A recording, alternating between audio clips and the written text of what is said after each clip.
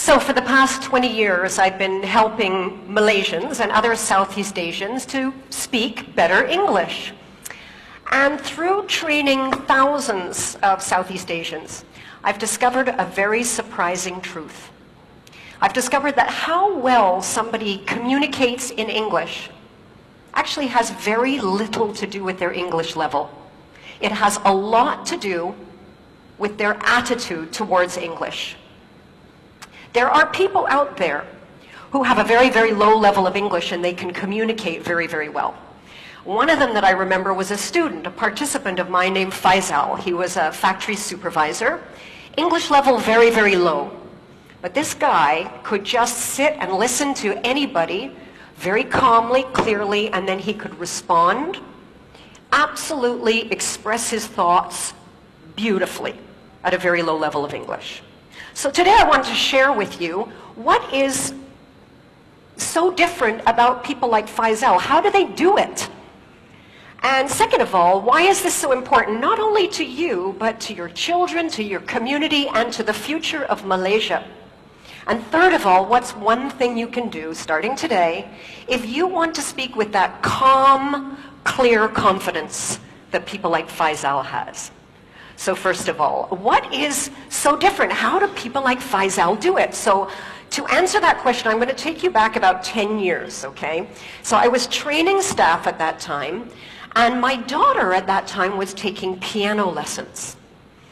And I started to notice two really strong similarities between my daughter's attitude or thinking towards playing the piano and a lot of Malaysians' thinking or attitude towards English. Now, first of all, I should tell you, my daughter absolutely hated piano, hated the lessons, hated practicing. This is my daughter practicing piano, okay? This is as good as it got. This is the real thing. And she dreaded going to piano lessons because to my daughter, going to piano lessons, she was filled with this sort of dread because it was all about not screwing up, right? Because like for a lot of piano students, to both my daughter and her teacher, her success in piano was measured by how few mistakes she made. Now at the same time, I noticed that a lot of Malaysians went into English conversations with the same sort of feeling of dread, this sort of feeling that they were going to be judged by how many mistakes they were going to make and whether or not they were going to screw up. Now the second similarity that I noticed was to do with self-image. You see, my daughter, she knew what good piano sounded like, right? Because we've all heard good piano.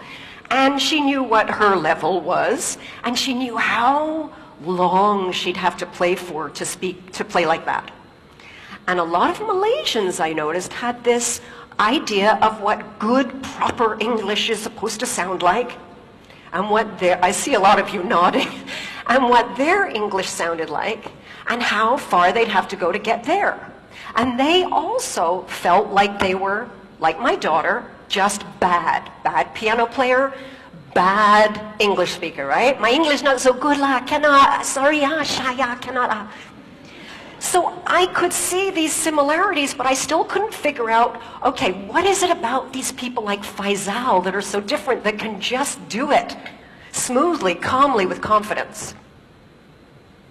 And one day I discovered that answer, and I discovered it quite by chance. It was a day when my computer broke down and I had to go to a cyber cafe.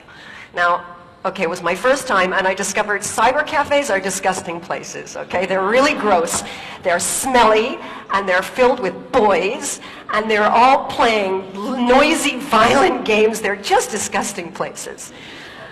But I had to go there. So I sit down, and I start noticing this guy beside me, and I become very, very interested in this guy next to me. Now, this guy is playing this game that is basically, it's like shooting people until they die. And that's it, right? That's the game, right? And I'm noticing that this guy is not very good. He's like, in fact, terrible, right? Because I'm looking and I'm seeing like a lot of shooting and not much dying, right? But what really interested me was behind this lousy player were three of his friends sort of standing there watching him play. And what I really noticed was, even though this guy was terrible, even though his friends were watching him, there was no embarrassment. There was no feeling of being judged. There was no shyness. In fact, quite the opposite. This guy's like totally focused on the bad guy, smile on his face. All he can think about is killing these guys, right? And I'm watching him and I suddenly realized, this is it. This is the same attitude that people like Faisal have when they speak English. Just like this guy, when Faisal goes into an English conversation, he doesn't feel judged. He's entirely focused on the person that he's speaking to and the result he wants to get. He's got no self-awareness, no thoughts about his own mistakes. Now, I want to share with you a real, true example to paint a picture of somebody who speaks English like they're playing piano and someone who speaks English like they're playing a computer game. And this is a true story. Happened to me. A while ago, I was in a pharmacy. I had to buy Omega. My doctor said I should get Omega.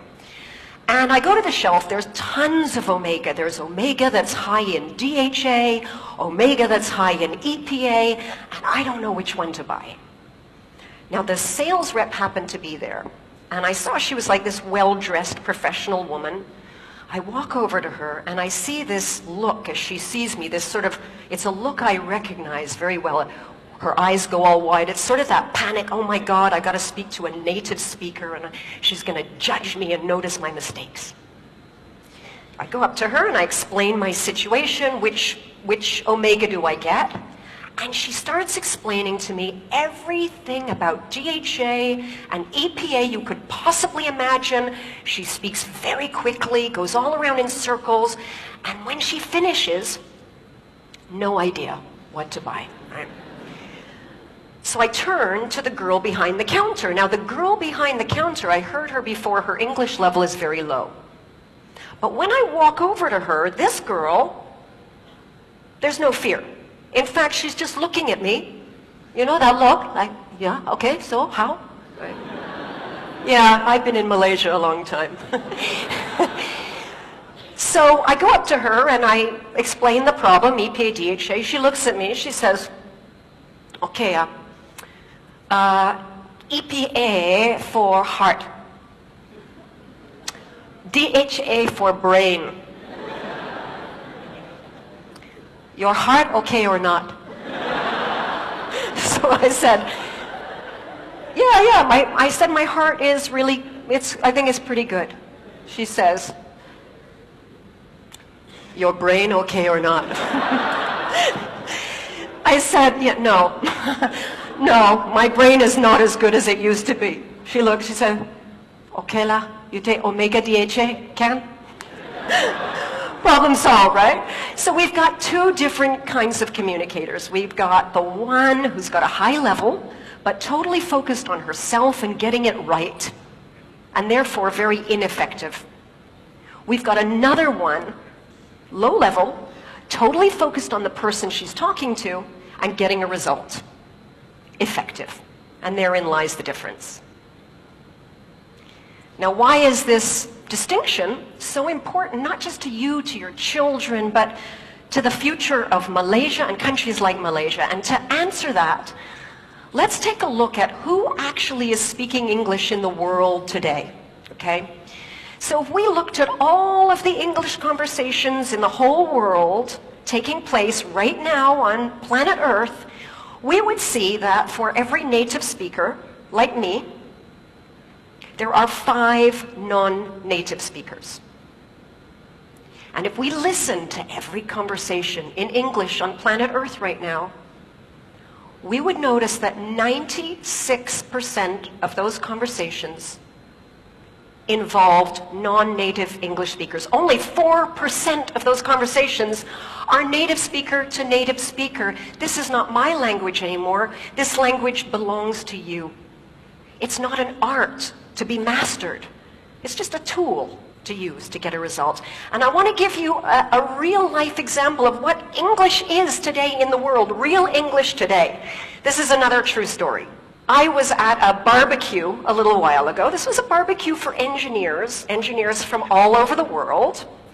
And they were making hot dogs. Now, some of the hot dogs were regular hot dogs, and some were these cheese hot dogs, you know, with the cheese in the middle. French engineer is cooking the hot dogs, and he turns to this Korean engineer and he says, would you like a hot dog? And the Korean guy says, yes, please. He says, do you want the cheese? And the Korean guy looks around at the table. He says, I no see cheese. French guy says, the hot dog contains the cheese. Korean guy doesn't understand him, right? So the French engineer tries again. The hot dog is making from with the cheese. Korean guy still doesn't understand. He tries again. He says, the hot dog is coming from. No, the cheese is coming from the hot dog. Korean guy cannot understand. Now this Japanese engineer who's been listening to this conversation turns to the Korean engineer and he says, cheese integrator. He understands. Okay? Everybody understands. So this is what English is today. It's just a tool to play around with to get a result, like a computer game. Now the challenge is that we know in schools all around the world, right, English is not really being taught like it's a tool to play with. It's still being taught like it's an art to master. And students are judged more on correctness than on clarity. Some of you might remember the old comprehension exam in school. Does anybody remember in school when you would get a question about a text that you read? You'd have to read through some text, right? And then answer a question to show that you understood the text.